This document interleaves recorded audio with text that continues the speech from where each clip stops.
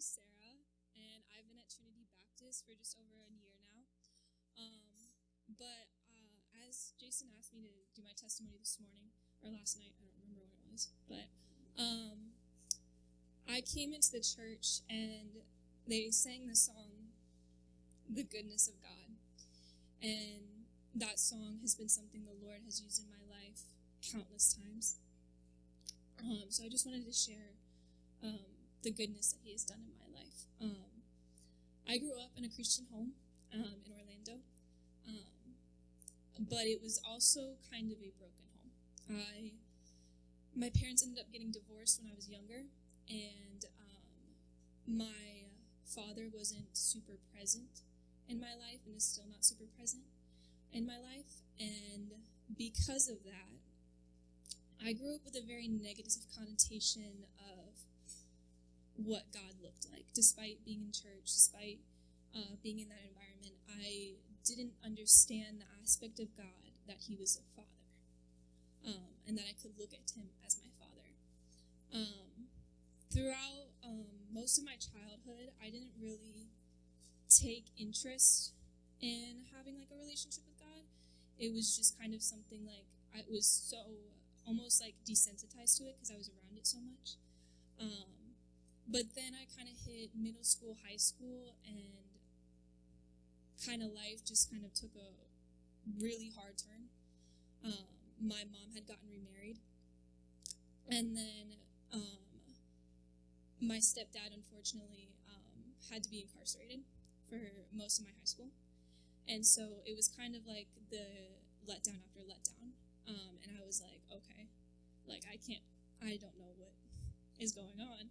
But that was when the Lord really started to work on my heart and kind of placed a lot of questions in my head. And we also had like an unstable church environment. Like I went from different churches growing up. We moved around a little bit. But He actually landed us back in Orlando in a church called Brush Arbor. And it was back in my hometown. I got to see family again, and that was when I realized I didn't have a relationship with God, and I wanted one for the first time probably ever. And on a Sunday night afternoon, I gave my life to the Lord with my mom, and through that, though, it was just the beginning of what would be probably one of the hardest mental, like, spiritual battle I would have to go through. I dealt with, like, a lot of, like, similar to what Noah shared, I dealt with a lot of insecurity, depression, and anxiety because I didn't understand God as a father. I didn't see Him as a father, and I dealt with a lot of worth issues growing up, and I went and searched for that in the wrong places. But after I got saved, I felt a calling to that. The Lord was leading me to go to the actual school.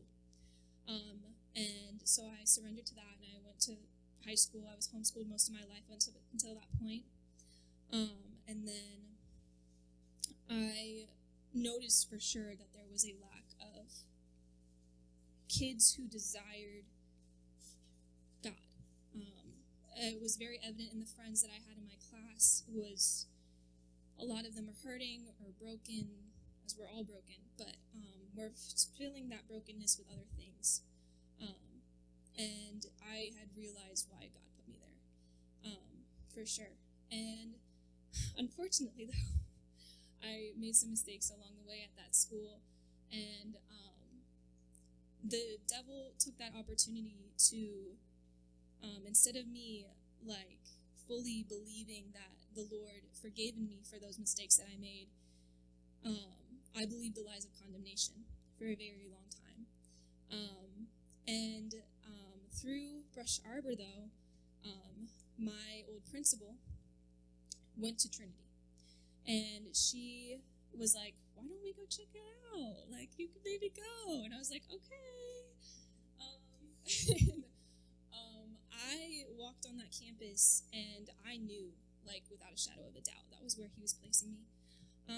And I said no for a while, and I waited until the last minute.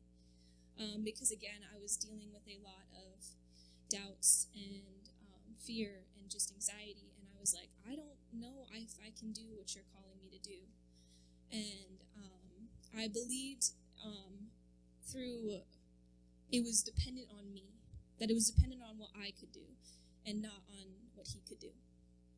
And so at this school, I went, and the first 2 months were really, really hard, and I had no people surrounding me.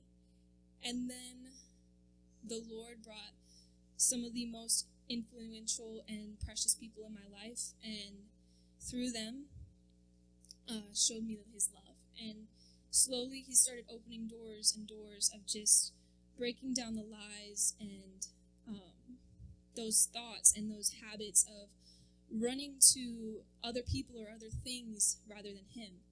And it was where I learned that he is a good father, and that he is faithful to his children, that he is a father to the fatherless. And I just remember very recently, it was just nothing is dependent upon me. And there's so much freedom in that. I struggled with doubt for such a long time. Was my issue was I was believing in my righteousness. I was believing in what I could do, not what he could do, not what he had already done, and not what he had already finished.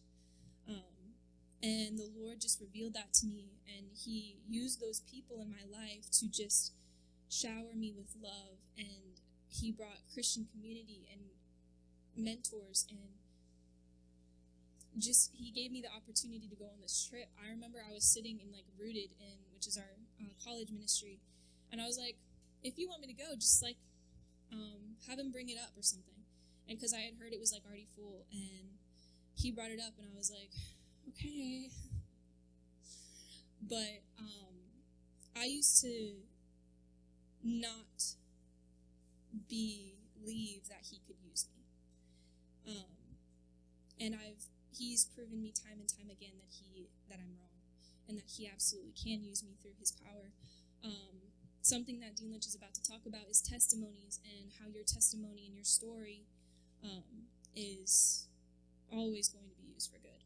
And no matter whether you grew up in a Christian home your entire life, or you have a quote-unquote a boring testimony, or you have a radical testimony, each and every one of those stories speaks to someone and is going to speak to someone, because he is good, and his goodness extends to everyone, and he does not waste anything that has ever happened, and he rescues us from ourselves, and he rescues us from everything.